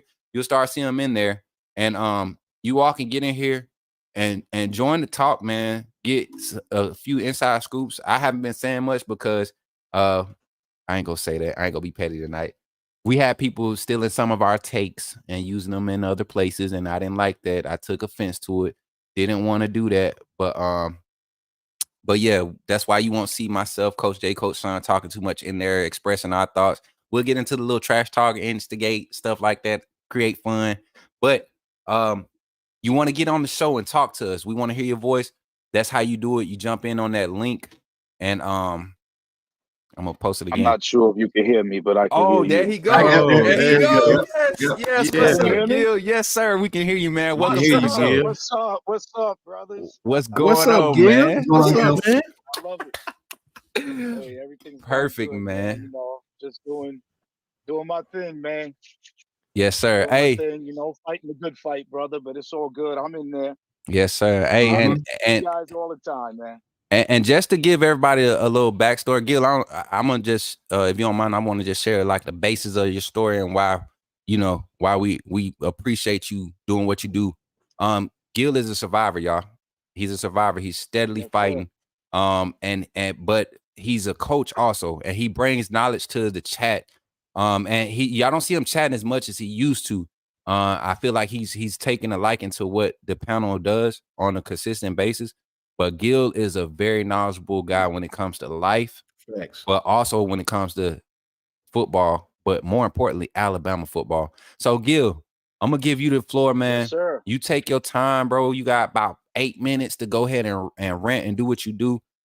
Give us some thoughts, man. Whatever you want to comment on, you got a question for us, you want to dialogue with us, let us know, man. It's on you, bro. Well, I just want to say I love your guys' show. And through the fight that I'm going through, you guys helped me out. The whole show, you know, Kyle, for the last couple years, Yep. and I really appreciate it. I've been an Alabama fan since 1979. What's up? Played football all my life, coached, played college football, actually. Had the opportunity to play against Auburn in the Sugar Bowl. That ended in a 13-13 tie. But no, I love this show. I love Alabama. My thoughts is, you know, we didn't play well in the beginning of the year, but, you know, we were just hitting, you know, the offensive line, the quarterback situation. And as far as Michigan goes, I mean, they have a good defense, but they haven't faced any top offenses. So they Facts. faced Ohio State. We all know the quarterback didn't do too well for Ohio State in that game. I just think that Alabama, the athleticism and the speed, both offensively and defensively, is something that Michigan has not faced. I Facts. think our wide receivers are really fast. Milroe is going to cause a problem for them. You know, we're a lot healthier on the defensive side of the ball. Lawson is going to be healthy. You know, Kool-Aid is back. And I just think that our athleticism and our defense and the speed is going to be too much for Michigan to handle. Facts, man. What do you think? Gil, about that, let me say this, Gil. This is Coach Sean. Man, you know, me and you Can you go hear back, me? brother. Can you hear me? Can you hear me, Gil? Hello? Oh, unmute yourself, Can you hear Sean, me? in the chat, in the Discord. Unmute yourself in the my bad, Discord my so he can bad. hear you. Yeah. Hey, Gil, Coach Sean about to unmute himself so he could chop it up with you. Let me Can know if you you can hear hear me, him. Gil? Okay. Yes, sir. Yes, sir. What's up, Coach? Man, what's up with you, brother? Man, listen, let me just tell everybody, me and Gil go back, man. We've been dialoguing. This is back when Kyle was with Bone and them, way before this, when he first started doing the call-in show. Me and Gil, it was kind of like with Coach J and Coach Smoot. You know how you sift through some of the comments and you finally see that one that you like, oh yeah, this dude, no. Yeah, uh-huh. And we bonded ever since then, man. My prayer's been with you, brother. I appreciate you. We appreciate you more than you know, man. And we're going to continue to keep you prayed up, man. Know that. Yes, sir. I appreciate that. I definitely do. Coach Sean is correct. We probably hit it off. Probably been a couple of years by now. Yeah. He is. It's facts. It's Yeah. facts. Mm-hmm. I remember seeing Gil in the chats early on, man, when things were first popping off, for not for me, but me getting into following Alabama content in general when it came to coverage. I used to be one of the Facebook group guys trash talking all the time, you know. And then but when it came time when it came time to talking football, it just got old, because then people started trolling, want to go to your page, pull your personal pictures of you and your family, doing kiddie stuff that just shouldn't be happening when you're talking trash about football. You get what I'm saying? And so, you know, it's one thing to have tough skin, but when you want to talk football, this is the platform. This is what we're trying to create with this community here at Bama Football on YouTube and across. You know, me, Coach Jay, we got our channels. Coach Sean, his platform is growing now. So when guys like Gil Cruz, I had to go and you know me, man. Gil, you know, I go and fact check stuff. You put your name out there, I'm gonna go and look you up. You know what I'm saying? And when I finally got to chop it up with Gil, you know, and it was very, very brief, but I could just tell within like the first 2 minutes, man, it was like, all right, man, this dude, if we can get him on to talk to him, and we're gonna bring you up, Gil, be looking out for some more invites, man. You in the Discord now. A lot of you fans that's in the chat right now, that's in the Discord. When you get in the Discord, be looking out for invites to the show. It might be, and it's not that we have favorites. It's just some things that you all say. It would hit differently if you can say it. Some things that you type, it would hit differently if you say it. We don't want to be on this platform to take any shine from anybody. We ain't the only ones that know football. And that's what I feel like, that's what makes this team such a great team. From Kyle to Ty to Sean to Jay to myself, this team is different when it comes to this Bama football coverage, because everybody knows their strengths, everybody feeds off each other, and even how we interact with the fans. So Gil, 100% behind you, brother. We supporting you, man. Appreciate your support. I don't think Coach J, can you hear him? I know you can hear him. I can hear him, but for some reason I can't interact with him with my Discord. All right, hold on. Okay, I want to get Coach J in here because I think he really wants to let me get him in here. Is he in the coach's show waiting room? I'm gonna pull you in there. Go coach's show waiting room, Jay. Yep. I'm gonna try something. I don't know if it's gonna have a double echo, but I'm gonna see if I can get in here. But hey, even if you don't even if you're doing it on your phone and you're on your computer for the stream, just jump in on your phone, and then you won't echo or nothing because you got it in your phone. Yep. And then just mute it on stream so that we can hear you talking in the chat. But yeah, Gil, I got a question for you, Gil. It's a coaching question almost. Yes, okay. Matchups and first, before I ask you about matchups, what's your go-to position to coach? What position group? Well, it's funny because I've coached. The only thing I have not coached is what you coached. Wide receivers. Okay. So I'll tell you, I was the running back and I was the Mike linebacker in high school. Boom. No more questions. Stop. Yes, sir. That's what I was going to ask you. Linebacker. Mike linebacker at 5'9", but I tell you what, everybody on my team was huge. Yeah. I mean, you guys know football, so you probably know. Obviously you guys know the history. So in high school, I played with Roy Barker, Clarence Jones, Everett Umberzak, and Forbes. All four of those guys played with some hammers. What? That's Jared neck of the woods. Yeah, Lee, bro, you was like, hey, good thing they didn't have targeting back in those days because listen, I was coached. So my coaches was Randy Beverly, who got an interception in the Super Bowl for the New York Jets against Johnny Unitas. Mm-hmm. He was my defensive coordinator, but the head coach was Tommy Black, who played for the 49ers. 49ers, yep. My dad know about Tommy. Yes, sir. I played high school football in the 80s. And let me tell you, this thing about targeting and concussions, when I got a concussion, it was coach, I got a headache. Yep. Go drink some water. We didn't even, it wasn't even about concussions back then. We didn't even know. Right. So we had multiple concussions, but we had a huge team. My offensive line averaged over 300 pounds across the offensive line, and everybody on defense was huge. Yeah. Everybody. I was the littlest guy on defense, short. I was as a senior, I was 5'9", probably about 225. And I was a little guy on defense. But because I was intelligent and I could scheme up and I knew exactly what the offense was running, it would take me like within seconds to look at the offense and check us out of a defensive set. Mm-hmm. So because I had the knowledge defensively to pick these things up quick, I probably was a coach all my life, but didn't realize it till I got older. So the coach made me the Mike linebacker. I was the quarterback of the defense. I called all the plays. So I would say my go-to, if I had to pick one position, I would pick the inside linebackers and the linebacking group as a whole. But I've coached the offensive line, the defensive line. I've coached running backs. I've coached safeties, the whole defensive backfield. Okay. And the reason I asked, but I would have to go defensive coordinator. I also had the opportunity for 2 years to coach against Derrick Henry in high school.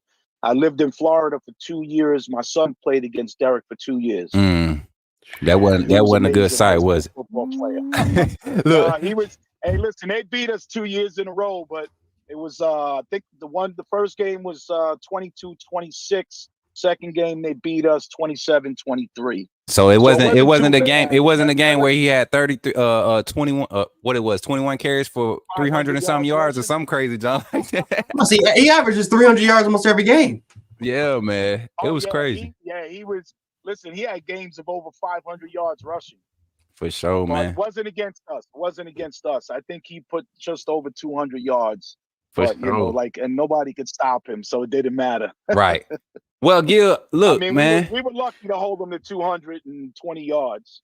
Trust me. Facts. Coach Mook, tell Gil that my phone just died. I didn't tap out. My phone just died on me. Hey, Gil. So I think defensive coordinator. So I think Coach Sean's phone died. He said he ain't tap out on you, but he said he appreciate you for pulling up.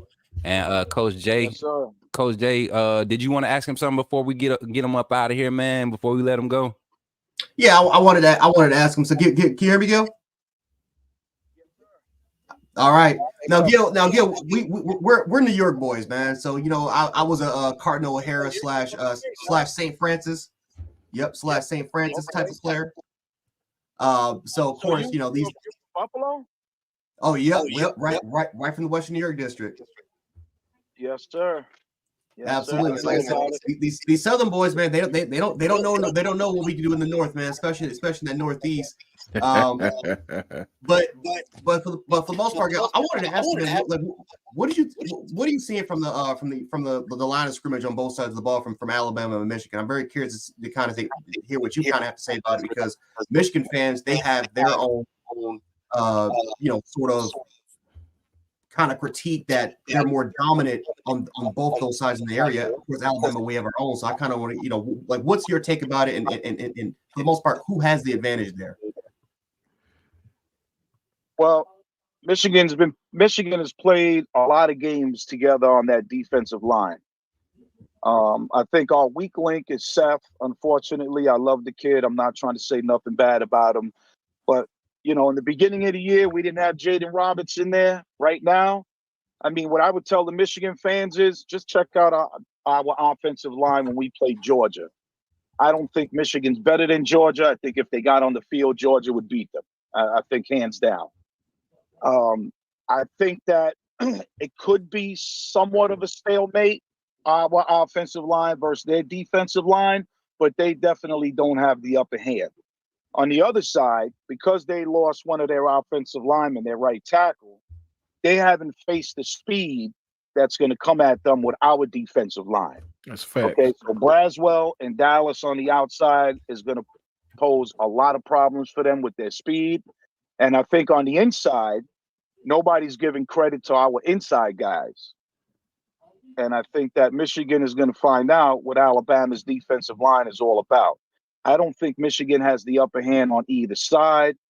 I think that, they defensive line, I think it could be a little bit of a stalemate, Michigan's D-line versus our offensive line. But I think that we will still have the advantage, because I think that our guys might feel a little slighted, because I don't think our offensive line thinks they're getting any kind of credit at all. So I think they're really going to show out in this game.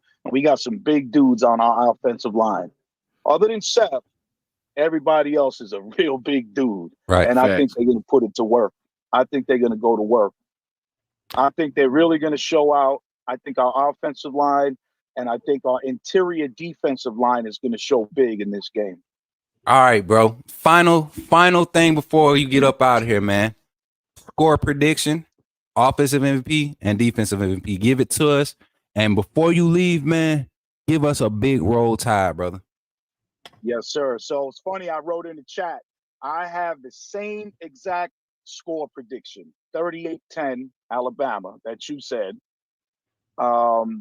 Offensive MVP, I think it's going to be Milroe because I think he's going to take off running, might score 2 or 3 touchdowns just on the ground.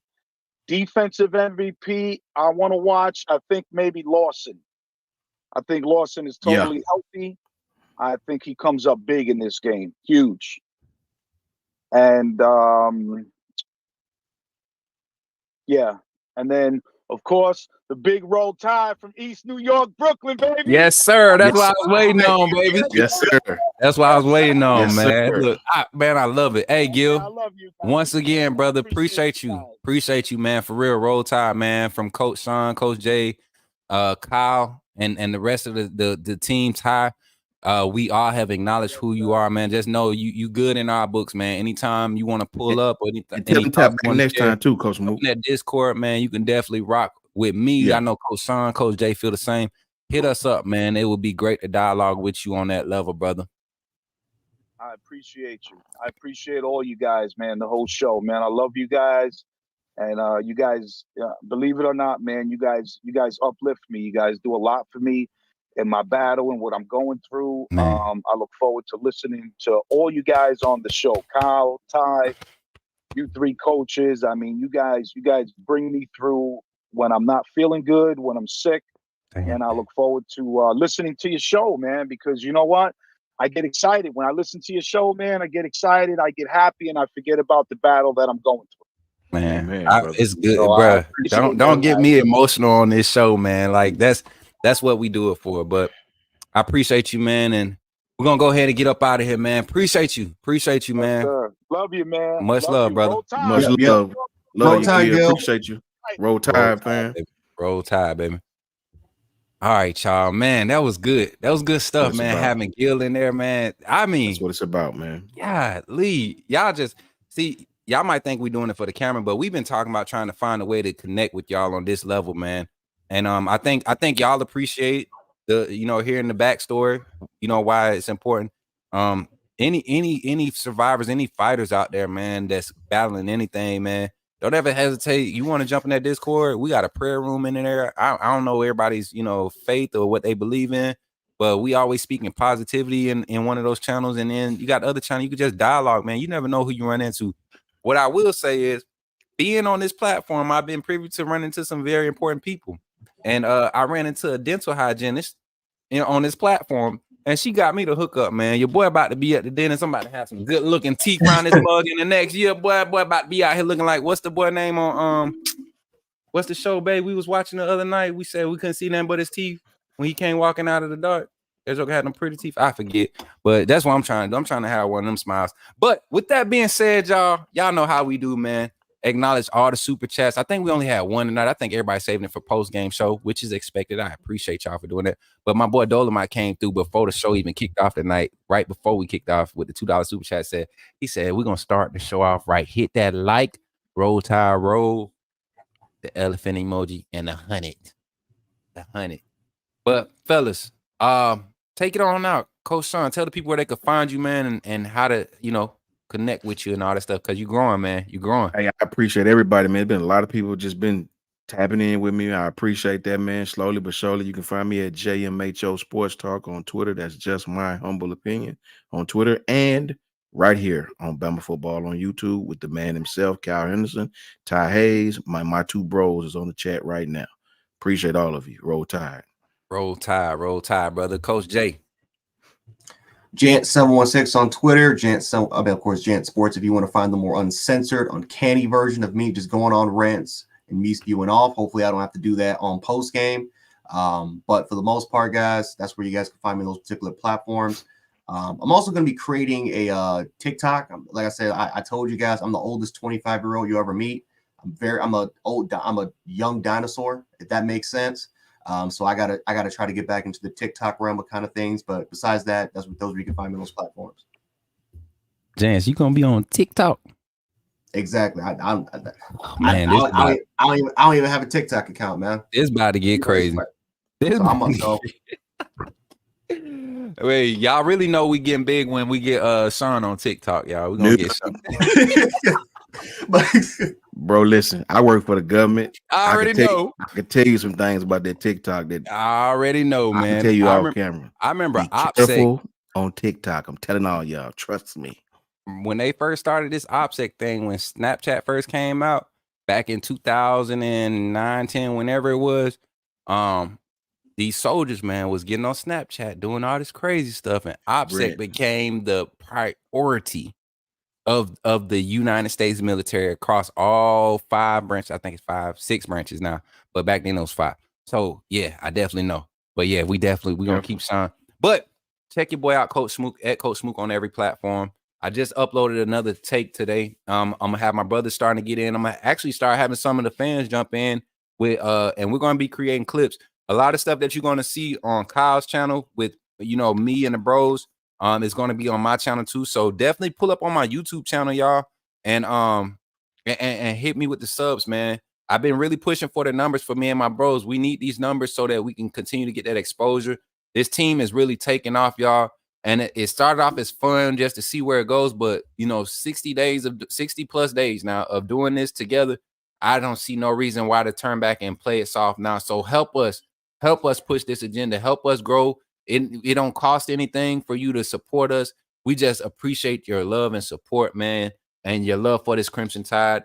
Whether you fair weather or you with us all the time, your love for this Crimson Tide means everything to us. And even the fans that don't, cheer for the Crimson Tide, that come in with the respect, standing on standing on business, like we've been saying, standing on business and holding it down for your respective teams.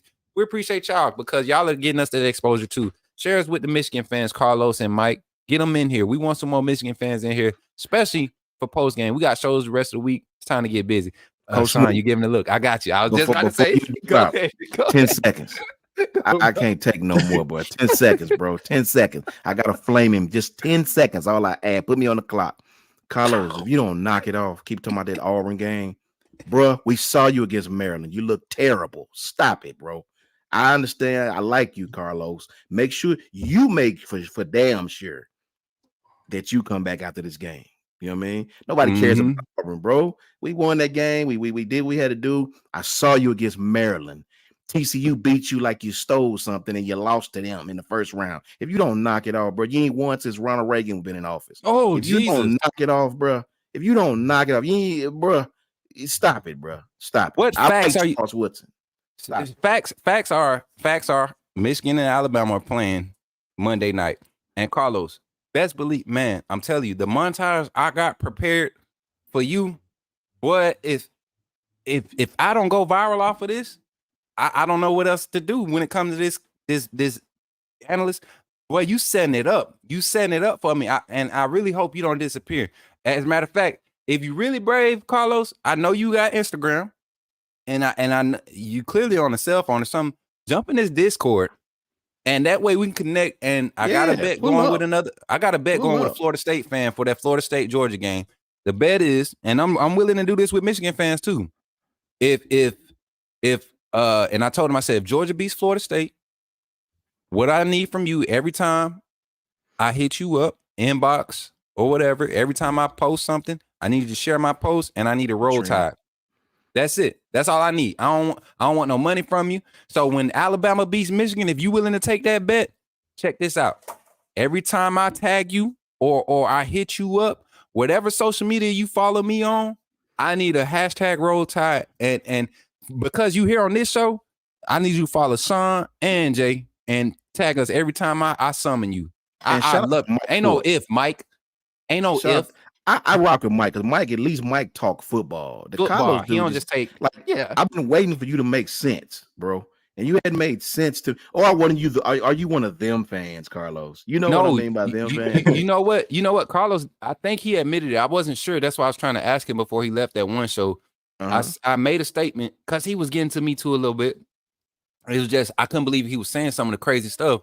But I asked him straight up. I said, "Are you just talking because you are not confident in your team and you feel like y'all gonna lose? So you just getting it out before the game so you could say you a solid fan, or do you really believe this?" And he really believes Michigan is gonna beat Bama by 2+ scores. And coach, don't get Coach J twisted. he made it a point to be the objective panelist tonight. If we didn't get into the Buffalo Ranch, I love him. He be snapping, bro. I guarantee you gonna catch Coach Jant's take for Alabama Michigan game on his channel sometime before this game kick off. And I ain't gonna say it's not remotely what it's gonna be for tonight's show, but you can say I'm a different animal on my channel. Yeah, I'm very soft on this channel. I'm a different beast of mine. I already know, bro. I'm censored. But like, I think one of the things I was able to do well, man, I was able to kind of control myself, man, not involve any cussing, man. Because on my channel, I'm a different animal. Yeah, me too. I'm the type that like the roast, man. I like the roast. I ain't gonna lie. Like I said, Gelato, he be in them chats. Like he be in there. Some of you guys in there. So those comment sections are ruthless, man. We don't play around. Yeah, we don't play, man. Carl. I need Carlos to be on my joint because Carlos get eaten alive. Tell him, Coach Jay, we saw Michigan talk the same stuff. I saw y'all play Georgia. The Georgia players were blowing on their fingernails like this and laughing at halftime. Wasn't that Milton's freshman year? Was that Milton's freshman year when they caught them boys eating hot dogs on the sideline and popcorn and stuff? Like, bro, a team in the SC was eating hot dogs while they played y'all. Bro, you don't knock it off, bro. You win the Big Ten. Shout out to you for winning the Big Ten. Scott Cochran over there yelling at players for eating candy and hot dogs. They got family members walking down from the stands, bringing them stuff from the concession stand, bro. That's how trash this is. You send you home early, bro. If you don't get out of this check with all that, but I like you, Carlos. Just make sure you show up next week. Hey, Mike. Who's in the details, Carlos? Hey, Mike, you claiming Carlos as a fan? Tell the truth. You ain't got a lot of us. We're gonna keep it 100. We're gonna keep it. you know how I be quick to write Bama fans off. Ain't no way you a Bama fan. Carlos, I don't think Mike claiming you, bro. In the past. I don't think Cade is like John Parker Wilson. And JJ McCarthy. JJ McCarthy is a poor man's Greg McElroy. What are you talking about? Get out of here, bro. What you take? But he said he ain't got to get into that. Hey, we know the truth, Phyllis. You don't want to throw your boy under the bus. Hey, solid. See, that's why I rock with Mike. Solid. Mike, you know what time it is. Cause I let him know. I'll be like, bro, you ain't no Bama fan, bro. You ain't no Michigan. But anyway, that's it for tonight, y'all. We almost at 2 hours. Y'all do this to us every big game. Y'all have us in here talking, acting up. But we appreciate y'all. And again, continue to pray for Kyle. He's I think he's already landed in Cali. Probably out there about to hit the beach. Y'all know Kyle a pretty boy, man. He like to get tans and he get his facials and all that stuff. Grease up the hair. Yeah, I don't even think Kyle used gel. I think he just water and then. You know what I'm saying? Do the little Superman S curl in the front. Yeah, man. We gonna be out, y'all. Don't forget tomorrow we have a live show in the morning. Going to see who all going to be on there. More than likely, it's going to be 2 out of 3 of us, if not all 3. Ty Hayes will be joining us. I want to say. I think we might be doing a show Sunday evening, y'all, or Sunday, like what you and Coach, what you and Kyle do on Sunday mornings, Sean. I think it's going to be a collective panel, kind of like we did for early signing day. So be looking for the top end content, man. Y'all kept us above 125 like we wanted all week. Make sure we run those likes up. Every show we try to get the likes above 50 at a minimum before the live is over. So if you haven't liked this show already, go ahead and like. If you haven't subscribed, go ahead and subscribe. And if you are looking to join that Discord, once again, the link has been posted multiple times in the chat. I think it's one of those things where at this point, if you ain't in there by now, you kind of gonna miss out. I'm looking at it now. We've had 6, 7 joins since the start of the show. So appreciate y'all for jumping in on the Coach Smooth Network and supporting Bama football on YouTube with Kyle Henderson. Coach Smoot, Coach Jay, Coach Sean, and Roundtable Sports, Ty Hayes. You know, he's our super guest guy that comes through. He's like our fifth guy. He's completing us right now, the super team. So Shout out, appreciate Ty. y'all. Yeah, Ty, that dude, man. Can't wait to have him back. He's visiting family for the holidays too, so he's ready to get back home to his setup. He's tired of streaming out of Rudy's because that food be having him distracted and they be dumping ice in his background. So, and y'all might hear my kids. They turned right now. I don't know if y'all can hear them in the background. They we in the hotel ourselves. So, but yeah, appreciate y'all, man. Roll Tide, everybody in the chat. Thank you all for being the big family that you are. We are going to be champs. You want to say, hey, y'all, say Roll Tide and get up out of here. Come on, look, get in the camera. Say Roll Tide. Roll Tide, little Smoot. All right, chat. Look, this is a family show. Y'all know this is what we do. Bye. Okay. Good night, chat. Roll Tide, y'all. Roll Tide. We don't want to do. I knew it was coming.